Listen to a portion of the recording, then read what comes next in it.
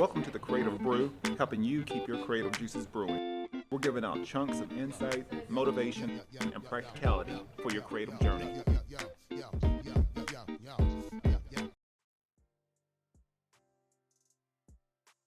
We've got some great partners with the Creative Brew. First of all, Panels Comics and Coffee Bar here in beautiful Oceanside, California, right off of Mission Avenue. They've got some of the hottest graphic novels and comics out right now. They also have a wide assortment of merchandise, toys, as well as back issue vintage comic books, and that I'm sure has some hidden gems in there. If you mention the Creative Brew, you'll get 10% off of your next purchase. You can also check them out on social media at Panels Coffee or go to panelscoffee.com. My next partner is Elevate Coffee Trading, and if you appreciate specialty coffee, enjoy outdoor adventure, and love helping elevate the lives of children around the world, then you're going to love Elevate Coffee Trading. Their mission is to extract hope through love, coffee, and adventures. There's free shipping in the United States, and every bag of coffee helps sponsor health and education for children in coffee-producing countries and in areas of need in the United States. You can use promo code ELEVATE21 on your next order, and you can follow their journey on social media at Elevate Coffee Trading, or you can visit online at elevatecoffeetrading.com, and let's start extracting hope together. Another partner of mine is Astropad, and if you're a digital creator like me and you constantly use your iPad Pro, you can actually use Astropad to change your graphics tablet into another professional graphics tablet, so you can use Photoshop, full versions of Adobe Photoshop, Illustrator, InDesign, all your favorite programs right on your iPad Pro or graphics tablet. This has been an awesome tool for me because I'm always having to do some fine-tuning, editing, repainting, recoloring on various design projects or working on logos. Astropad is a huge asset for me. For teachers and students and educators, they actually have a great deal going on right now. This is an annual subscription, so it's a subscription app, but it's been a huge tool for me, and I don't know what I would do without Astropad. So you can check them out at Astropad app or go to astropad.com. And my last sponsor is the KoboPod. KoboPod is a boutique video and audio production studio based in Oceanside, California. And if you're a podcaster, vlogger, content creator, you should really come by and check out the venue for yourself. Anytime that I bring in a guest, they're amazed by the setup, amazed by the quality, the production value. Like I said, I think the Creative Brew just went up a notch. I actually went up incredible levels partnering up with the KoboPod and been able to create, 4K video. Everything looks great. Even the photographer that we have on staff, I use a lot of their photography for branded assets for the Creative Brew, as well as the audio for my podcast and my radio show. So if you want to feel like booking your session, and maybe you're thinking about starting a podcast, or maybe heck, you want to just sit in one day. I'm doing a podcast, or I'm doing a show. Hey, come by, check it out. See the venue, see the setup, check out everybody. It's a great vibe here. But let's book your session today at kobopod.org. And another sponsor is Baba Coffee, that is here in here in Carlsbad, California.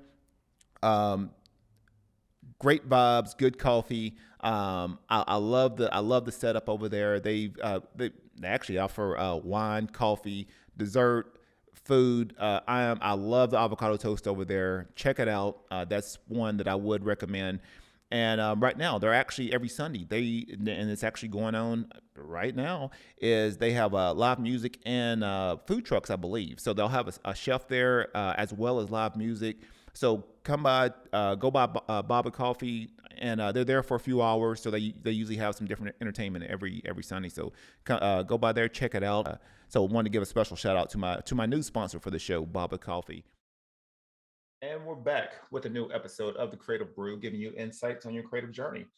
Today, I have the pleasure of talking with Sharon. I actually got to connect with her through a previous guest, Simon, and after conversation and sort of figuring out how small of a world we're in, it's not a lot of people that know as far as the that area that I'm originally from, and getting to talk to someone that actually knows that area. So it's always pretty cool to have that little connection, and it's just one of those weird little coincidences. So just separate people on the coast and happen to know that same area. So what are the odds of that?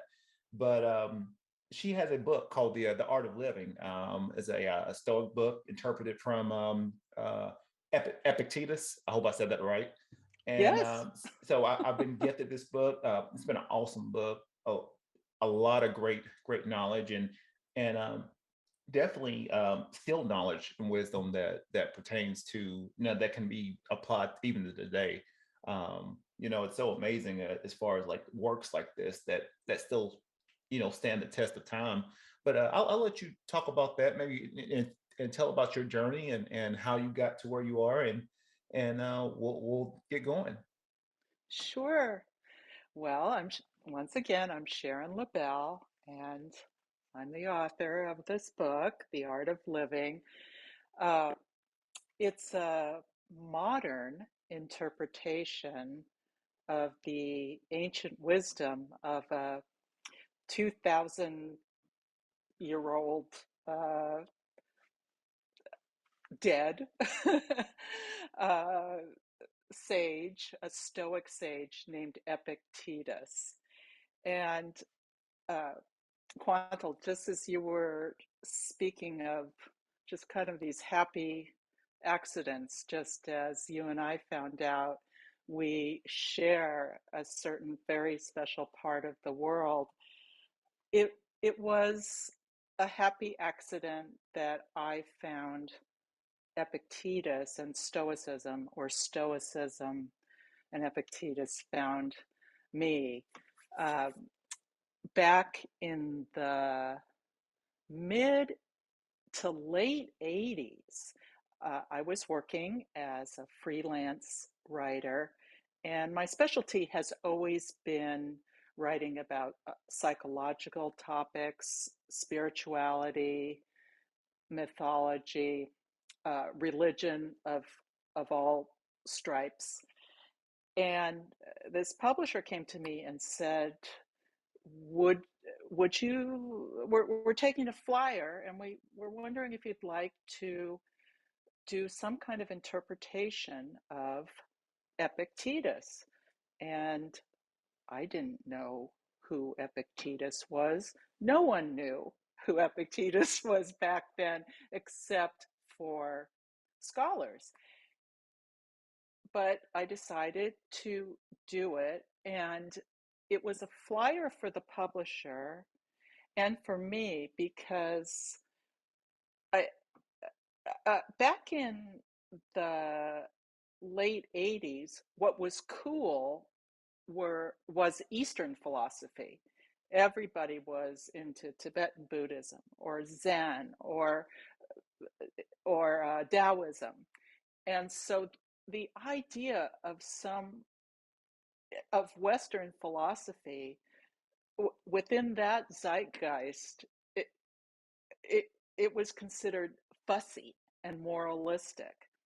But I decided to get to know Epictetus, and what started out as uh, a kind of work assignment and evolved into uh, a, a growing love for what this ancient man was saying. And um, to this day, I would not call myself a Stoic, because I always get nervous around any kind of ism where you kind of have to have some kind of membership card, or as soon as you say you're a this or a that, someone's going to call you out and say, yeah, but you did it. So I what I can say is, I in my own life, I've benefited so much from just the very level-headed guidance that Epictetus offers. Right. I know a quick excerpt from the book. One that I actually read on was talking about clearly defining the person you want to be. And yeah, I think that even that one. I mean, I'll read a quick excerpt real quick. Who exactly do you want to be? What kind of person do you want to be? What are your personal ideals? Ideals. Whom do you admire? What are the special traits that you would make your own? It's time to stop being vague. If you wish to be an extraordinary person, if you wish to be wise, then you should explicitly identify the kind of person you aspire to become. If you have a day book, write down who you're trying to be so that you can refer to this self definition. Precisely describe the demeanor you want to adopt so you may preserve it when you are by yourself or with other people. Um, yeah, that was a one of many excerpts from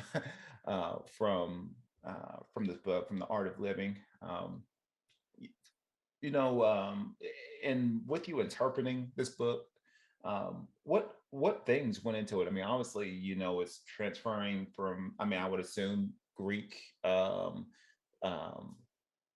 language. How long did it even take for you to like interpret this? Interpret the book and get everything sort of published and edited and published. How long did that take as far as the timeline on that?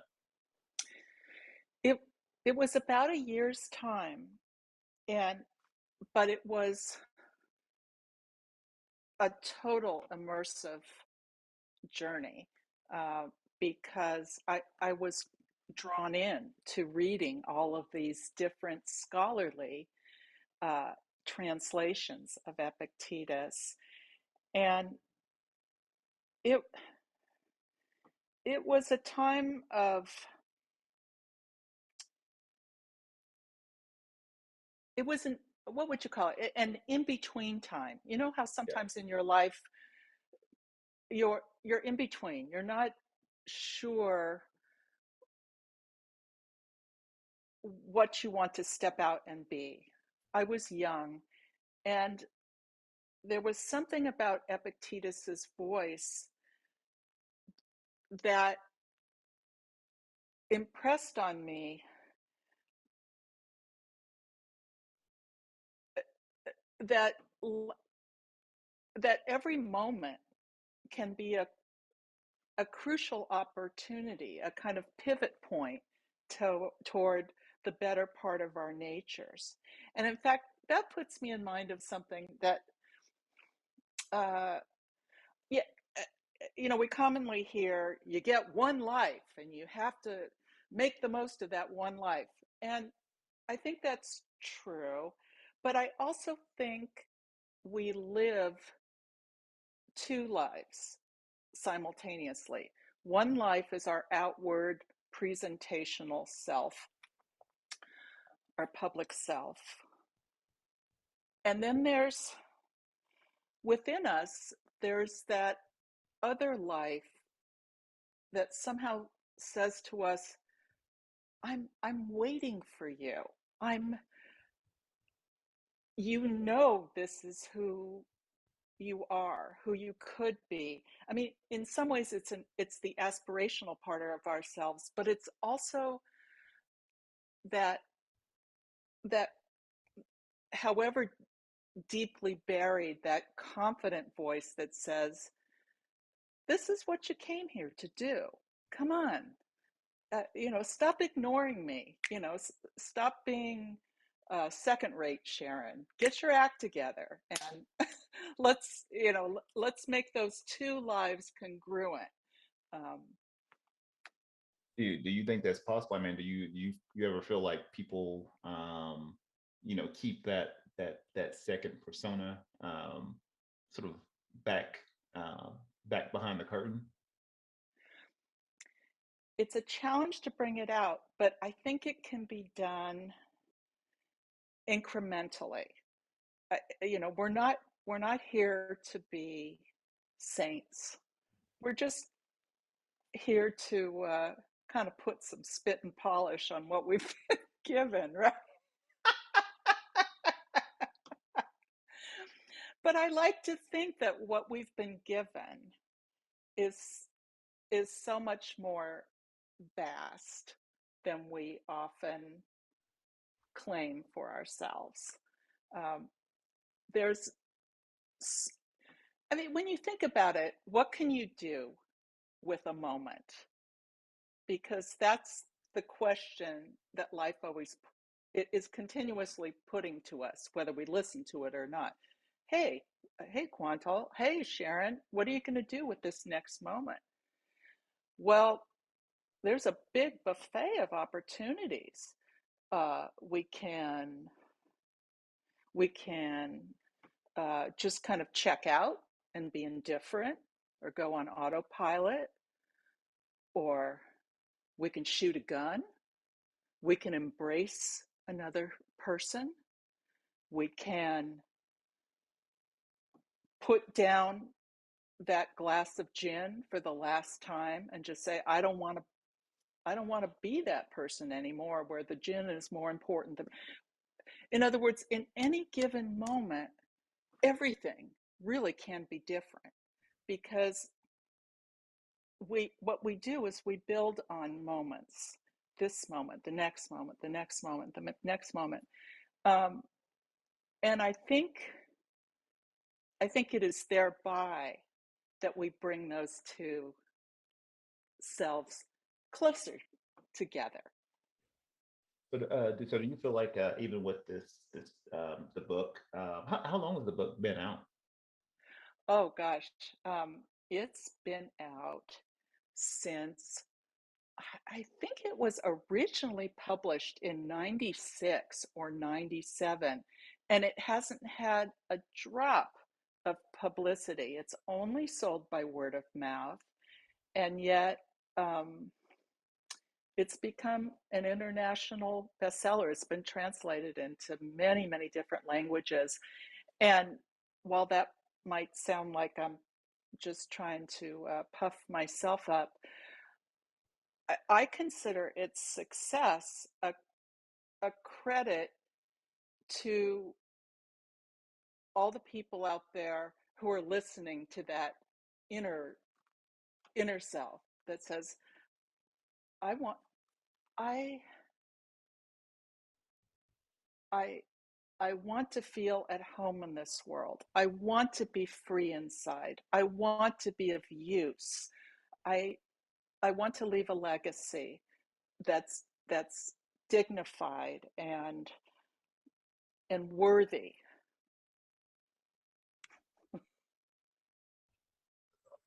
So, um, wow. So with the book, so you got the art of living. Now, do you feel like if this book hadn't found you, or even the works of Epictetus, do you feel like you would have went like a whole completely different direction? I I expect so. I,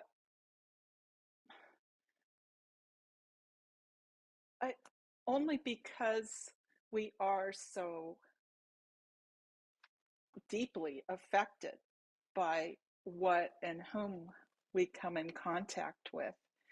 Um, but I'm grateful that our paths collided, and I like to think that there's some kind of fate, some kind of kismet involved in that. I'll never know. Yeah. I do think I do get a kick out of the idea that this long dead, um, he was crippled, and he started out as a slave and then became a, a philosopher, just through force of his natural wisdom. Um, I think it's great that his, one of his mouthpieces is this, middle-aged lady living in the 21st century. I mean, it gives it a more universal quality. I like to think. So how did you? Now you're sort of immersed in stoicism. How did you? Now, I previously met Simon, who is a past guest Yes, on the show, and I know it's you, Simon, and I forgot the other person that sort of formed the walled garden. right. So how did that end up? How did that you connecting with Simon? How did that even happen? Another happy coincidence. So here I am living in Northern California, and there he is living off near Brisbane, Australia. And one day I get this call from a guy with a very deep Australian accent. And he says, I've read your book and let's just talk for a little bit. So began uh, a friendship of, of the heart and of the mind. And we've just gotten on very well and done a bunch of joint ventures, online presentations, uh, and we're just we're simpatico. Yeah, That's great. That's great. So, can you tell yeah. me what, for you? I mean, what is the walled garden, even for our audience and people that Oh, sure. may not even know what this is? Can you explain what the walled garden is? Yes, it is an online, non-sectarian community of people who are coming together as themselves. We strongly urge people to uh, drop their preconceptions or their posturing to to speak with other people about how to live the best possible life. And it's a wonderful growing community of people, all different kinds of people. In fact, to exemplify that, the three of us, the founders, um, uh, Simon was raised as a Mormon, though he casts a wide net now, for his ideas that influence him the most. And then our other colleague, Kai Whiting, is a Muslim, and I'm Jewish. So we encourage people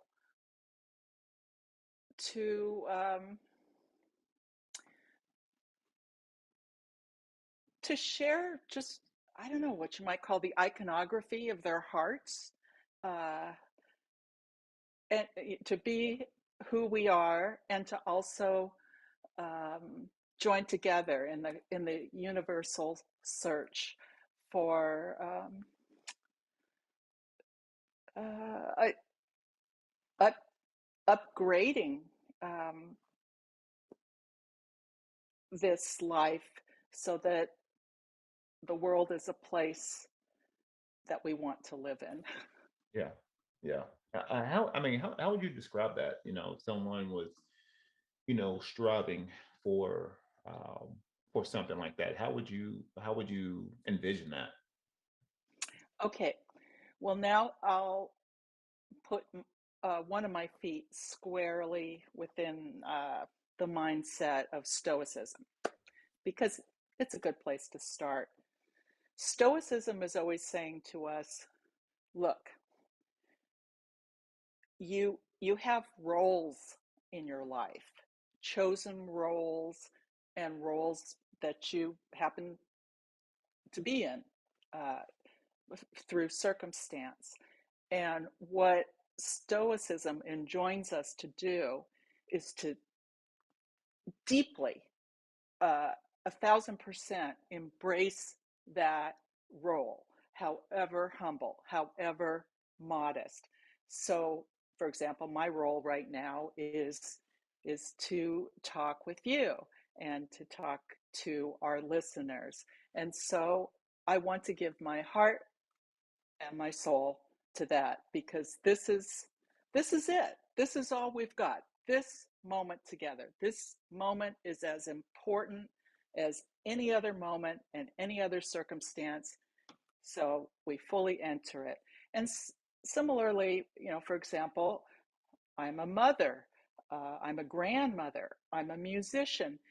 We want to identify those roles in our lives and give ourselves over to them wholeheartedly, because that upgrades kind of the social ecology for everyone. Great, great. Yeah, I always, and that was, I think that was a good example from that standpoint.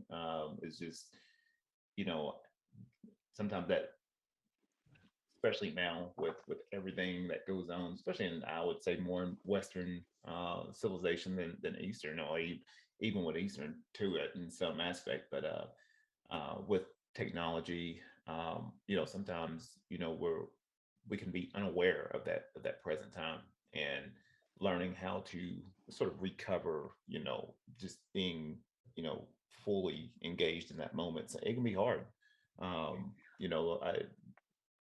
There's times where we're always checking emails or checking social media, or maybe a text comes through, and um, and you really trying to cultivate those times to find those little pockets of space to where you can just be fully engaged in one activity. um, I know, even being in the creative, side, being a designer and a, illustrator and other things, I find myself, at times being, fully immersed in that art, or in any kind of project that I'm working in. Um, but I do find it, harder at times, even with everything sort of circling around me between technology and, just things sort of pop up. It tends to get a little bit harder and harder. Um, but Yeah, I mean, I think that's something that's definitely missing right now, is figuring out where, Yeah. even as a family, or even, from a creative aspect or entrepreneurial aspect or anything like that, figuring out how to create those little pockets of just presence, to where, we can be fully engaged and just be there in that moment. Um, yeah, it's just yeah, definitely a hard skill to to master at times. Um, so right now, I mean, what things are inspiring you right now? Well, what inspires me and what has inspired me for a long time, and what helps me, well, first of all, I have to say amen to what you just said, because it is indeed so challenging to snap to come back to the moment, and to not be kind of rubbernecking all the time. Not to mention my, I mean, my goodness, we are living through such fraught times, through so much pain and suffering, and it's hard not to be just destabilized just by that. And though I think it is our nature to drift and to return, to drift and return. I've never met anyone who's just completely on point all the time and fully engaged. But how do we return more often or more deeply? Well, I think it's through, as you asked, what inspires us, to go to what inspires us, whether that's our heroes or um, I like to think it's making things. It's making beauty. It's making a cake. It's making love. It's making. So what do I make? I, a long time ago, another happy coincidence, uh, when I was a teenager, I came upon this guy who was playing this weird instrument I'd never seen before, shaped like a trapezoid, had a bunch of strings on it, and he was whacking away at it with these little hammers. And it was it was the most amazing sound I had ever heard. And I just thought, that's for me. It's my job to make sure people hear that sound. So, long story short, uh, what he was playing, it was called a hammer dulcimer. But I learned how to play the hammer dulcimer, and then over time, I started playing these related instruments, all with hammers, all with tons of strings. So now I play what I call the thing, and the thing is, uh, uh, it's right here. Um, it's got 106 strings, and they all want to go out of tune all the time. But when you play this thing, it just, to me, it sounds holy. And so I'm going to play it for a second, Okay. just so you hear the sound. Let's see. Yeah. I hope you can hear it through my funny little ear things, but I want you to hear this thing.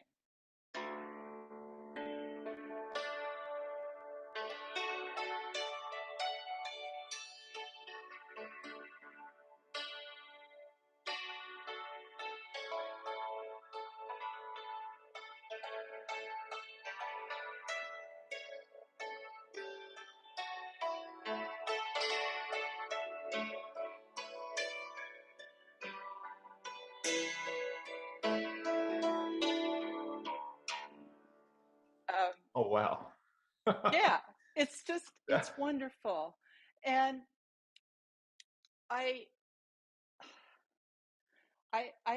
I wish for everyone to have something in their life like that, maybe it's a musical instrument, uh, maybe it's mountain climbing, whatever it is that somehow says to you, keep keep going with this makes the world a jot more beautiful. Or yeah, Wow, so that's what inspires me. that was wild. What's the name of that instrument? Well, this particular one, I just had I had it made for me, um, based on what I wanted. I wanted 5 octaves. I wanted it to be fully chromatic.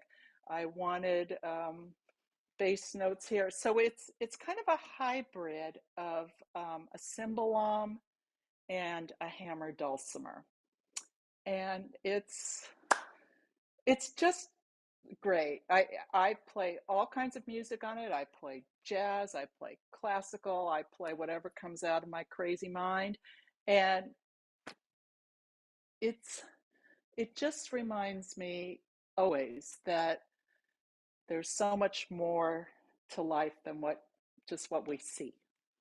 It reminds me of possibility. Yeah, wow, that's unbelievable. That was pretty good. So what was you doing with your foot? Was you hitting a string, like hitting a chord or something, or what was? It's it's this weird tick that I have to pick up this my foot so I look like a dog doing its business at a fire hydrant, and I have to do it in order to play this thing. And so many people have said, you got to cut that out. It ain't pretty. And I said, yeah, but if you want the sound, I got to lift my leg.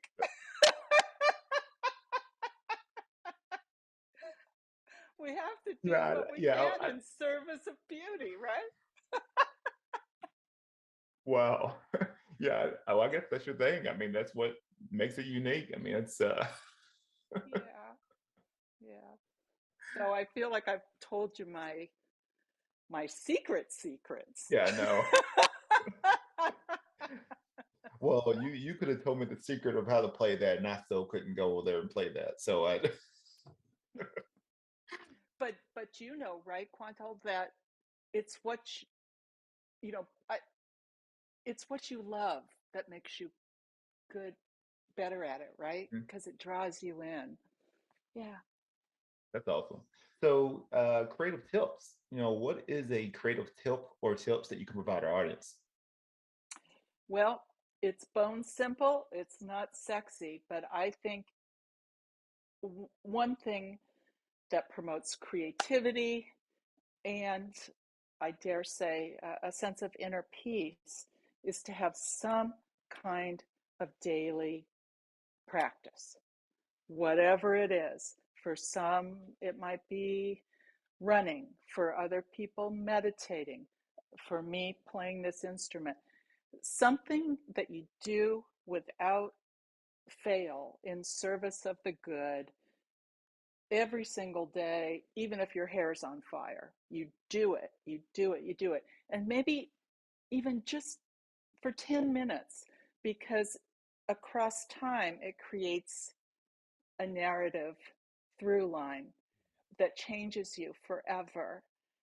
So definitely that's one of my favorites, just because it's something that any of us can do. We can just decide on that one thing, do it for 10 minutes a day, and everything changes.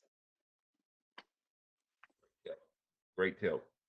Um, we'll go into matter of fact, what upcoming projects are you brewing on? Is there anything that you can talk about that as far as project wise that's coming up? Oh, sure. Well, because because of the success of this book, I have been somewhat pegged as being a spokesperson for Stoic ideas. Something I'm I'm honored uh, to be in that position.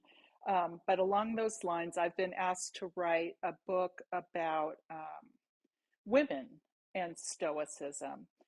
And I'm keen to do this because it's really, uh, to me, it's an opportunity to say that good ideas are for everyone.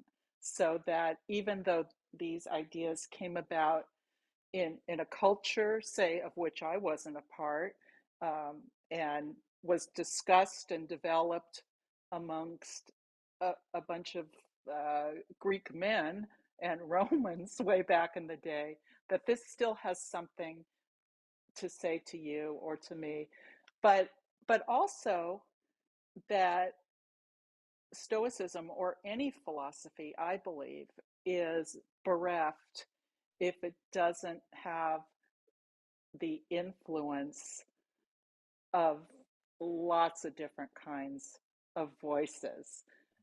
So I think there's a conspicuous absence of within Stoicism, say, of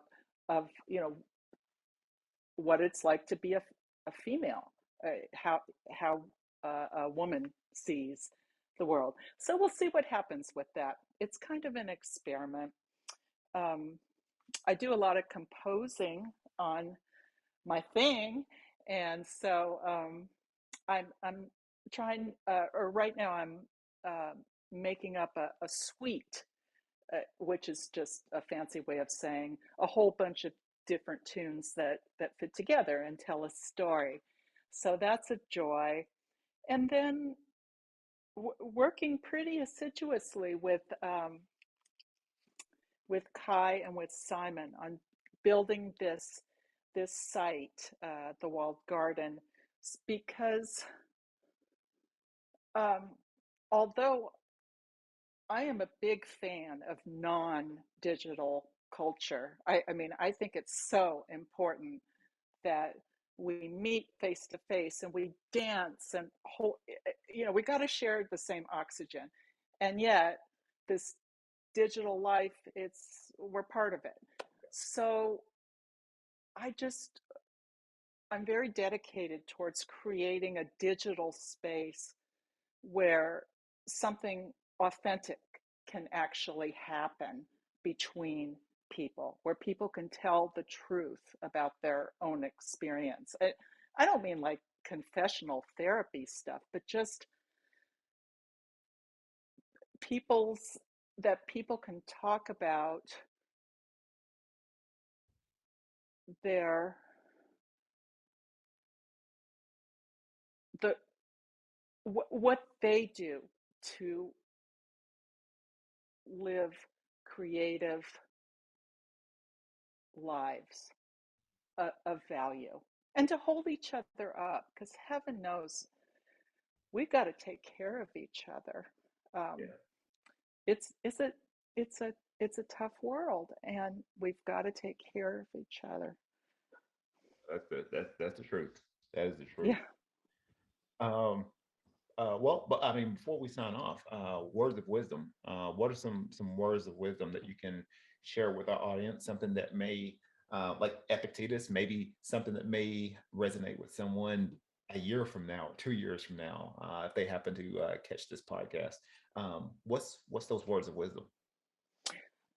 That's easy, and it harkens back to what we were first saying at the start of our conversation. Caretake this moment. Caretake this moment. Even if you screwed up the last moment, you can caretake this moment and see what happens. Because I believe that moments and what we do about them is the most powerful thing we've got. So caretake this moment. Um, Other words of wisdom, I say this not because it's obscure or esoteric or anything, but I just think it's common sense. Um,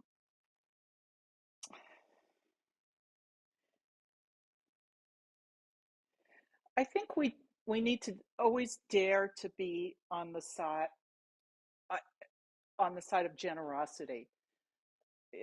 When whenever someone comes into our life or our physical space, there's an opportunity there to just go the little bit extra mile and to be kind, to see the other person, to receive them, to listen to them. I know we all know this. Of course, we all know this. But where we live is in our relationships with one another, all said and done. And by just always erring on the side of being that person that augments the moment by doing whatever helps quietly, but just that little extra something, it's it just confers so much meaning on our efforts and on our presence in the world. And I think basically what we're always hungry for is meaningfulness. That's awesome. That's just a great word of wisdom. Definitely something that uh, can be applicable to anybody that listens to this. So right now, how do people get in contact with you? What is your best way of communicating? If people wanted to get the Art of Living book or reach out to you for any kind of media inquiries, what's the best way to reach out to you? Probably the best is just go to my website, which is SharonLebell.com. Lebell is LE and then like ding dong bell, SharonLebell.com. And I'd be happy to be in touch with it. I answer all if someone bothers to reach out to me, I always want to connect with them. And and as far as getting the book, you can get it in a bookstore from Amazon or wherever you buy books. The Art of Living. Great. That's great. Yeah, it's not, yeah, bookstores are a can be a dying breed right now. So yeah, if Yeah. you can support, please do so, and support books like this, The Art of Living. I honestly, this is an awesome book. I wasn't even aware of this until you told me about it, and it's been out for years. So definitely a lot of great knowledge from it. Definitely a lot of things that I'm reading through and having to bookmark, and it's just a lot of great stuff. There was actually one that actually the one that I used, the one of the meditations here. I liked it because he sort of referred back, especially being in the Greek and Roman times. He referred back to the Olympic wrestlers and not being, being a dabbler or a professional. And it was sort of cool because I'm like I said, I've wrestled most of my You're life, and so I was like, oh, that's pretty cool. And just uh, but yeah, that was one I sort of bookmarked, and I wanted to, I actually used that as far as part of my episode. Um, but yeah, it's so cool how just even now, it's thousands of years that even now these writings are still can still pertain to even now. It's incredible. Yes. Um, so hey, thank you. First of all, thank you for sharing your wisdom, sharing your insights, your philosophy. Your are you even going to name the instrument? Or what's the name? It's my thing. We're gonna have to come up with with some kind of I name think for that. so. Um, Yeah. but that's awesome. And thank you for the small performance. That was great.